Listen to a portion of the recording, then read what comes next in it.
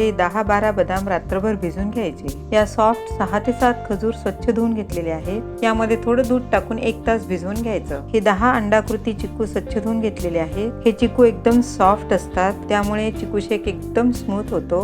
गोल चिकू घेतले तर ते थोडे रवाळ असतात, त्यामुळे तो शेक रवाळ होतो आणि टेस्ट छान लागत नाही। बिया, देठ आणि सालं काढून चिकू सोलून घेतलेले आहेत। बदामाची सालं काढून स्वच्छ धुवून घ्यायचं। खजूर पण छान भिजलेले आहेत। बदाम बारीक झालेले आहेत। यामध्ये भिजवलेले खजूर आणि थोडं दूध टाकून एकदम सॉफ्ट बारीक करून घ्यायचं। चिकूच्या गोडपणाप्रमाणे यामध्ये खजूर वापरायचे आहेत। यामध्ये चिकू आणि शेक जेवढा घट्ट किंवा पातळ पाहिजे त्याप्रमाणे दूध टाकून मिक्सर फिरवून घ्यायचं।